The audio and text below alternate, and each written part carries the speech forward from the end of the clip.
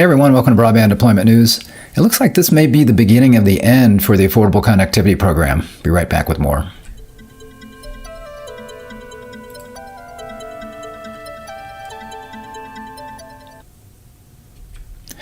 Thanks for joining me. Rick Husey here with Broadband Deployment News. So the Affordable Connectivity Program has been, it's now up to 23 million subscribers, so it's been a big success as far as getting Americans connected up and being able to provide them a subsidy, $30 or $75 if you are on tribal lands, to be able to help afford broadband services, in some case get a free broadband service if it's a lower cost enough product. But when it was originally funded, it was pretty clear that it would not last forever. And in fact, the more successful it was, the shorter the time frame would be that it would last. So the FCC has come out just a day or so ago and said that the future now is certainly in question. In fact, they need to start thinking about unwinding the program because they are saying that it will be out of money by May, actually. So it'll get us through April, but not through May. So I linked in the description to this page where you can see what I'm going to, or download what I'm going to look at right now, which is a fact sheet. There's also a letter here, and there's a link in that as well. There's a link in this fact sheet as well to that letter, I think. So what we've got here: without immediate congressional action, FCC must soon wind down this vital program that's helping close the digital divide. So they're obviously trying to make a case to keep this open.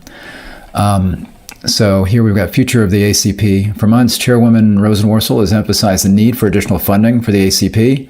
And the White House recently made an additional funding request to Congress for $6 billion to keep the program going. And they're saying that would get the program, $6 billion is a lot of money. That would get it good through the end of the year, because it's $6 billion if we're talking about 23 million, almost 23 million signed up and people still signing up for the program. And if you're talking about $30 a month minimum, again, that would be just in a regular area, $75 a month in a tribal land. Plus, the FCC did I think it was a notice of proposed rulemaking on making $75 the standard throughout a lot of rural areas as well, not just for tribal entities. So that would significantly increase the amount of funding that would be needed. So at the $6 billion at 23 million, with, you're talking about, again, a minimum of $30 per month. That doesn't include any equipment subsidies. That doesn't include, let's say, tribal lands at $75 a month. That would be over $8 billion, like $8.2 billion per year just to fund this program. So I don't see that happening. This is an election year. I certainly don't see the Republicans helping to pass anything that's going to help President Biden. So if this would, as it is right now, this program is going to run out of funding prior to the election. And by extending this, that would get it past the election. And there's just a lot of other stuff going on. We've got serious inflation, and spending always aggravates inflation. And then you've also got, there's two wars we're trying to help fund, and trying to help out Israel, trying to help out the Ukraine. We've got our own border that we're trying to get funding for that, and getting all that mixed in there. So there's just too much on everybody's plate, I think, for Congress to be looking at doing anything with the ACP. And I've heard from others kind of on the inside that have been in meetings in Washington that it did not look good, and I heard that months ago, that it didn't look like this was going to happen. So I would expect that this is indeed the beginning of the end. And now the FCC needs to start taking steps to wind this thing down. So you see here, with less than 4 months before the projected program end date and without any immediate additional funding, this week the Commission expects to begin taking steps to start winding down the program to give households, providers, and other stakeholders sufficient time to prepare. Chairwoman Rosenworcel remains hopeful that Congress will provide additional funding for the ACP, and she will continue to share the impact of the nation's largest and most successful broadband affordability effort in our nation's history. For a copy of a letter Chairwoman Rosenworcel sent to congressional leaders outlining the next steps the FCC must take to prepare should Congress fail to fund the program, click here, and I'll get to that, and I'll show that letter in a minute. She mentions here need for congressional action. While Congress initially appropriated $14.2 billion for the ACP, more funding is urgently needed to keep the program in place so it can continue to support households that rely on this vital program and to reach others that may be on the wrong side of the digital divide. Something to keep in mind about this program is that the bar to get it is not really that high from the standpoint of if I recall, one in 4 households in the United States can qualify for this program. So we're talking about over 1 in 4. So we're talking almost 33%, if I remember.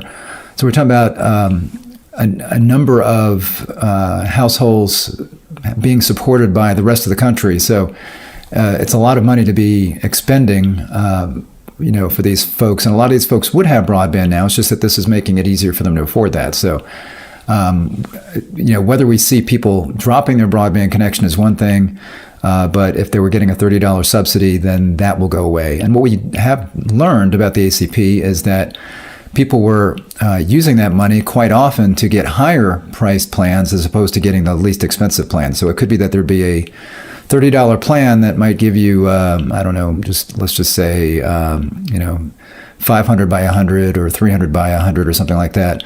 But they would upgrade to the gig plan, and therefore they'd get a $30 subsidy, and they would pay the difference. So a lot of folks were using this that had broadband already, but they were using it to decrease their costs or maybe to upgrade the plan that they had.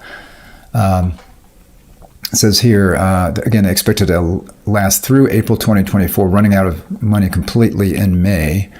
If Congress does not provide additional funding for the ACP soon, millions of households will lose the ACP benefit that they use to afford internet service.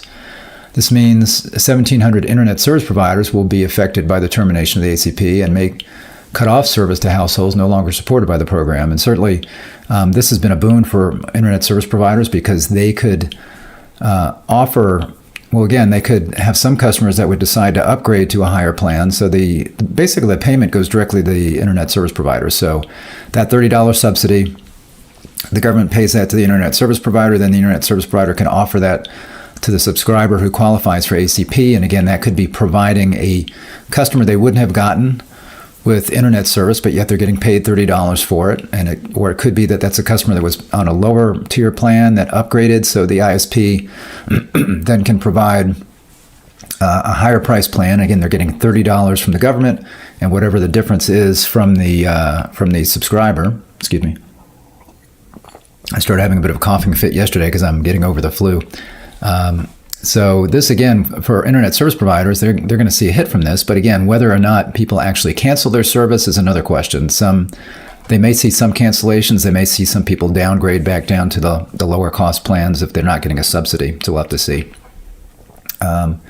Moreover, losing the ACP would undermine the historic $42.5 billion BEAD program, excuse me, for which the ACP supports a stable customer base to help incentivize deployment in rural areas. So, it does help in areas, especially rural areas, maybe where, or urban areas really for that matter, where you've got maybe some low income areas in either urban or rural parts of the country where folks can afford internet where maybe they couldn't otherwise. So it does hinder that a little bit, especially in rural areas where it's so expensive to deploy broadband. It helps to have as big a customer base as possible to support that.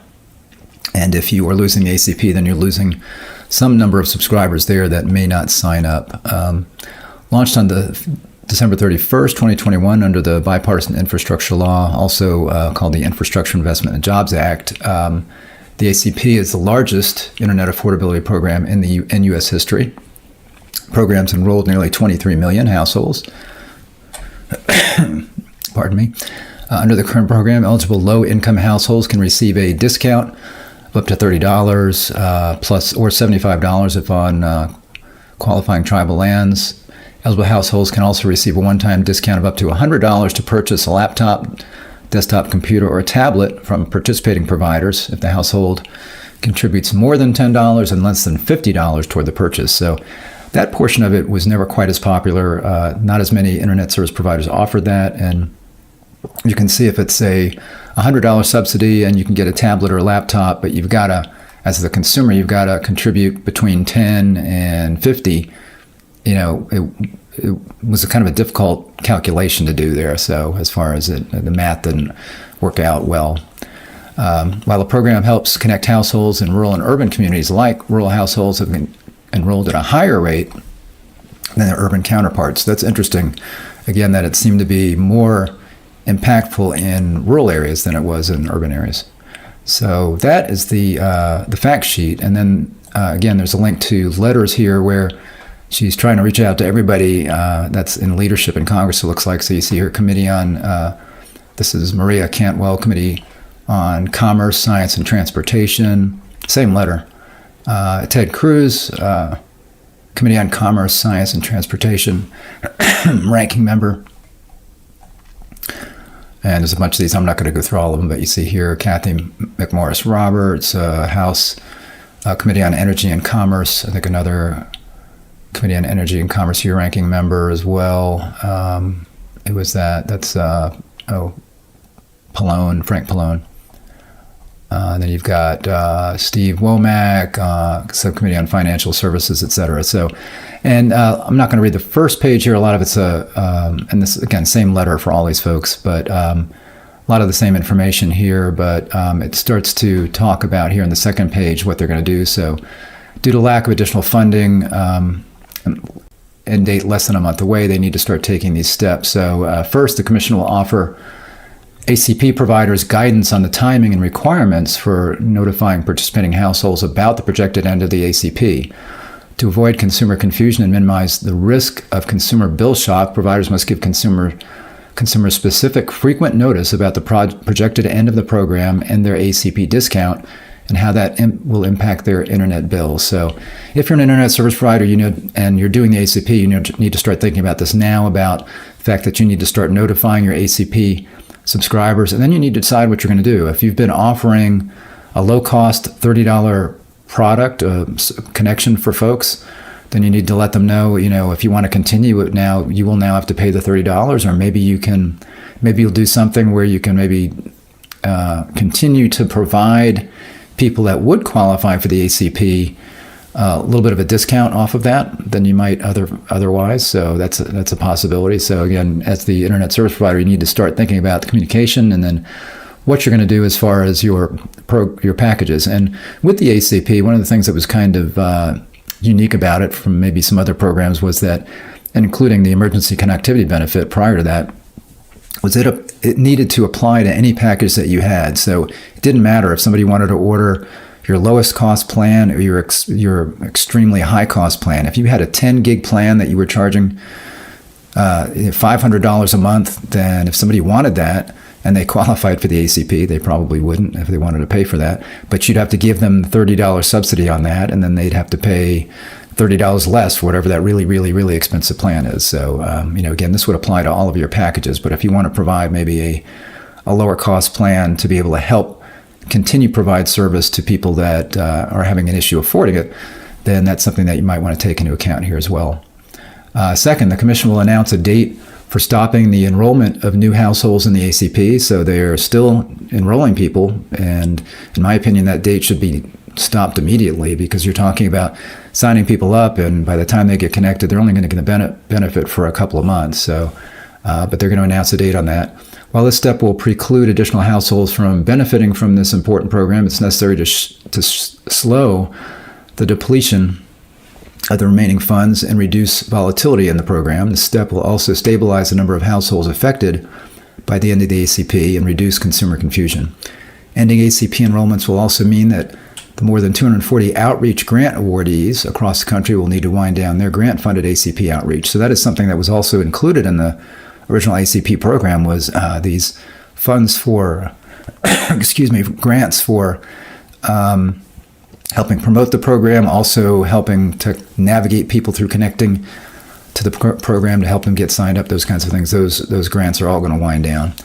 Third, the Commission will formally determine the projected end date for the program. After this date is determined, the Commission will provide notice about the remaining time for the ACP and other information to facilitate the end of the program. In summary, the ACP is in jeopardy, and absent additional funding, we could lose the significant progress this program has made towards closing the digital divide.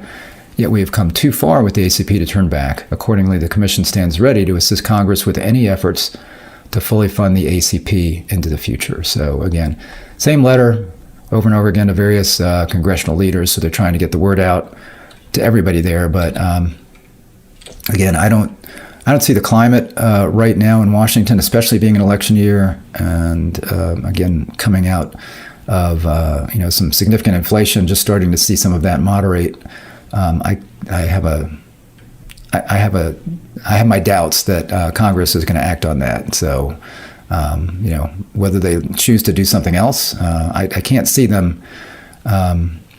I can't see them looking at $6 billion and saying, "Yeah, we're going to go ahead and fund this for the rest of the year." I just don't see that happening. So this could, as I mentioned, be the end of or at least the beginning of the end of the ACP as the FCC now starts to wind that down. So thanks for joining me. If you have any comments on that, by the way, feel free to just note that on YouTube when I'm done here. I don't see any live questions or comments, but you can at any time, of course, after this video is recorded, just go up there and leave your comments about the ACP. I'd appreciate it. Let me know that you're watching as well. And thanks for joining me today. I appreciate that. If you're not subscribed, click the subscribe button, ring the bell, and you'll be notified when I'm live. And if you like this video, if it was helpful for you, if you got some information, go ahead and give me a thumbs up on that. I'd appreciate it. Thanks for joining me today, and I will see you next time. Bye-bye.